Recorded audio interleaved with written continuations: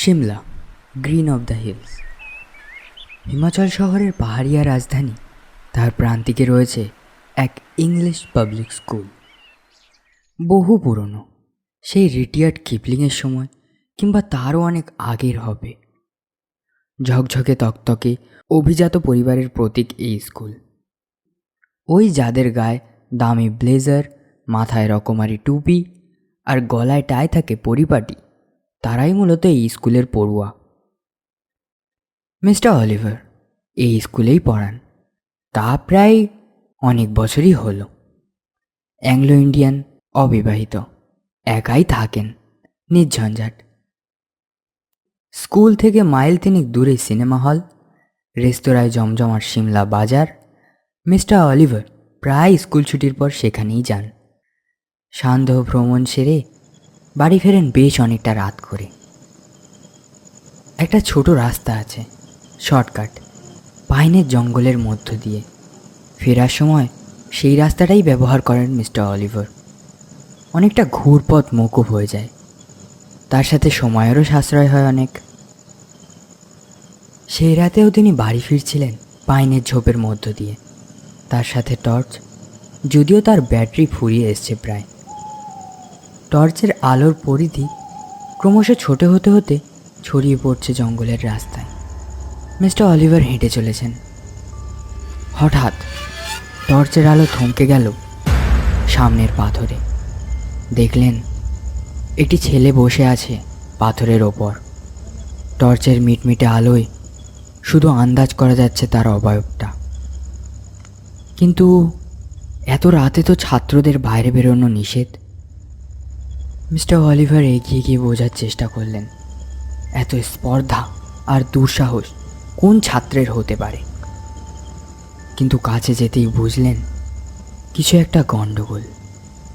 মনে হয় ছেলেটি কাঁদছে, মাথা নিচু, দুহাত দিয়ে মুখ ঢাকা, আর তার সারা শরীর থরথর করে কাঁপছে মৃগী রুগীর মতো। অদ্ভুত শব্দহীন কান্না। মিস্টার অলিভারের চোখে মুখে অস্বস্তির ছাপ স্পষ্ট। এই কি হয়েছে তোমার? এত রাতে তুমি এখানে কি করছো? তুমি কি জানো না রাতের বেলা ছাত্রদের বাইরে বেরোনো নিষিদ্ধ?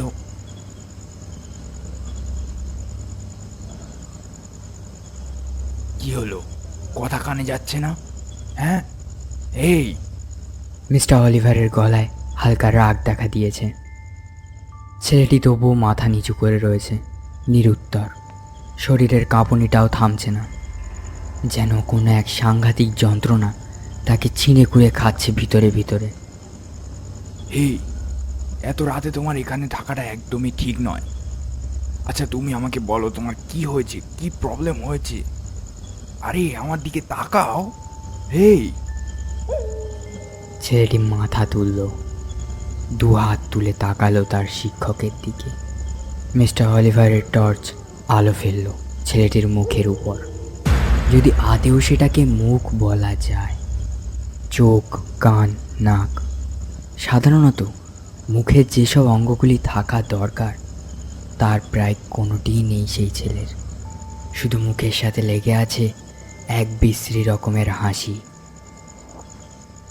এই বীভৎস দৃশ্যের আকস্মিকতায় তার হাত থেকে টর্চটা পড়ে গেল। উল্টো দিক ফিরে তিনি ছুটতে শুরু করলেন। অন্ধের মতো রুদ্ধশ্বাসে তিনি ছুটছেন। হঠাৎ রাস্তার মাঝে কি যেন একটা চোখে পড়ল তার। একটা আলো আস্তে আস্তে স্পষ্ট হচ্ছে, এগিয়ে আসছে তার দিকে। আরে, এ তো ওয়াচম্যান। মিস্টার অলিভার গতি সামলাতে না পেরে প্রায় হোঁচট খেয়ে পড়ে গেলেন ওয়াচম্যানের গায়ের উপর। এ কি স্যার, আপনি এইভাবে দৌড়াচ্ছেন কেন? কোনো বিপদ হয়েছে নাকি? আমি আমি একটা জিনিস দেখলাম, ভয়ঙ্কর ভয়ঙ্কর একটা জিনিস। আমি ফেরার পথে দেখলাম একটা ছেলে জঙ্গলের মধ্যে বসে কাঁদছে। আমি কাছে গিয়ে অনেক কিছু জিজ্ঞাসা করলাম, কিন্তু কোনো উত্তর নেই। শেষে শেষে অনেক বলার পর সে যখন আমার দিকে তাকালো, দেখলাম দেখলাম তার মুখ বলে কিছুই নেই, তার মুখ বলে কিছু নেই। কি কি বললেন? মুখ বলে কিছু নেই? তার মানে? মানে মানে চোখ কান নাক কিছুই নেই, কিছুই নেই। আচ্ছা স্যার, দেখুন তো, আপনি যা দেখেছেন তা কি অনেকটা এই রকম দেখতে?